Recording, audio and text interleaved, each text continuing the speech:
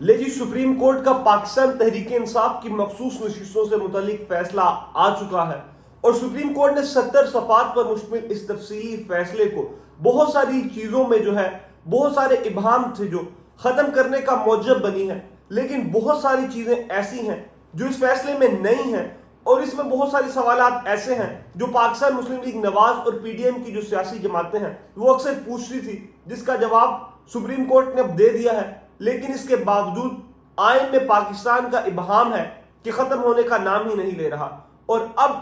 ایک نئی جنگ چھڑ چکی ہے، اور یہ جنگ اور کسی کی نہیں بلکہ ایک پاکستان کے سب سے بڑے ادارے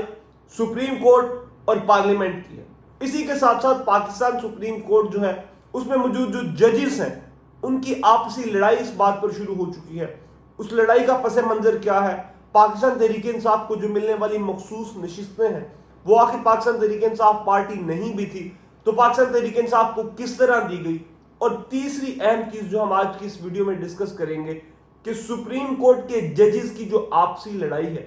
اس میں پاکستان کی عوام کا نقصان کس طرح ہے۔ So stay tuned with us. اگر آپ نے ابھی تک ہمارا یوٹیوب چینل سبسکرائب نہیں کیا تو یوٹیوب چینل کو سبسکرائب ضرور کر لیں تاکہ آنے والی لیٹسٹ نیوز جو ہے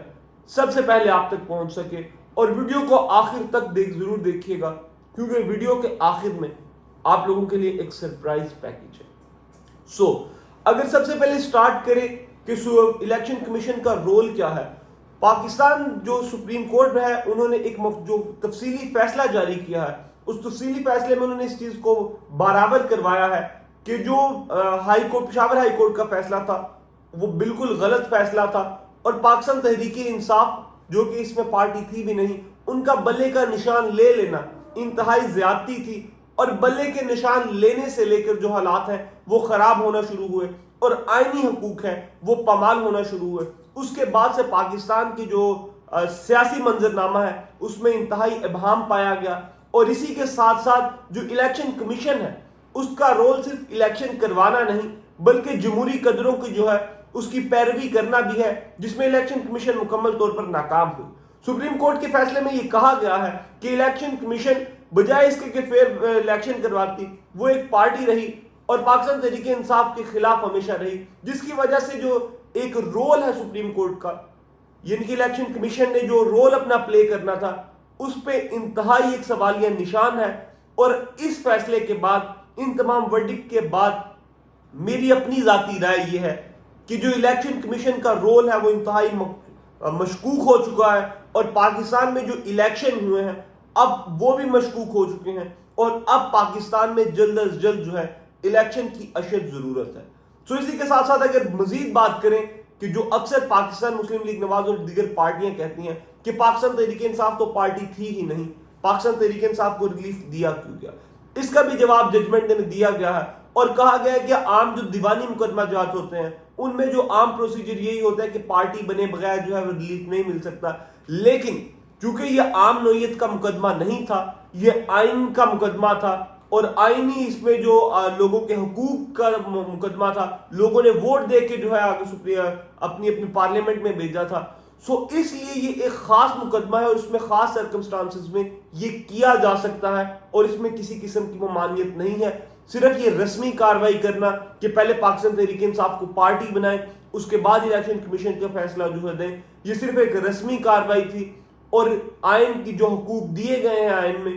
ان کی جو ہے امپلیمنٹیشن کے لیے ضروری تھا کہ یہ تمام چیزیں جو ہیں وہ پاکستان تحریک انصاف کو انصاف ملتا، اور سنی اتحاد کونسل ہو یا پاکستان تحریک انصاف ہو، پارٹی ایک ہی ہے۔ آپ کان کو ایک طرف سے پکڑ لیں، آپ کان کو دوسری طرف سے پکڑ لیں، بات ایک ہی ہے۔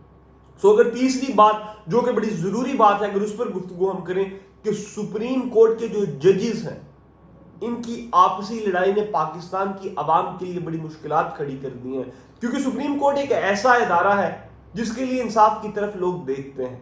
لیکن اب اگر سپریم کورٹ کے ججز آپس میں ایک دوسرے سے کہیں گے کہ آپ ہمارے فیصلے نہ مانیں اور ہم ان کے فیصلے نہیں مانتے تو انتہائی ایک پریشان کن صورتحال ہے پاکستانیوں کے لیے، کیونکہ جو دو ججز نے اختلافی نوٹ لکھا اس میں بھی اس چیز کو واضح طور پر لکھا گیا کہ جو 8 ججز کا فیصلہ ہوگا، جو میجورٹی کا فیصلہ ہوگا، اس کو نہ مانا جائے وہ آئین کی منافی ہوگا، اور اب جو فیصلہ لکھا گیا اس میں بھی اس چیز کو واضح کیا گیا ہے کہ جو 2 ججز نے فیصلہ دیا ہے وہ غیر شائستہ تھا اور اس میں شائستگی کا عنصر نہیں ہے اور اس فیصلے کو نہ مانا جائے. سو اگر آپ دیکھیں کہ سپریم کورٹ میں بیٹھے ججز کی آپسی لڑائی شروع ہو گئی ہے اور اس آپسی لڑائی میں میرے اور آپ جیسا سائل جس نے ریلیف لینے سپریم کورٹ کے لیے جانا ہے, سپریم کورٹ کا دروازہ کھٹکھٹانا ہے, آج بھی اگر کہیں بھی لڑائی ہو تو لوگ اس چیز پر جو ہے بیٹھتے ہیں, انصاف کی فراہمی کے لیے لوگ سپریم کورٹ کے پاس جاتے ہیں. لیکن اگر سپریم کورٹ کی ججز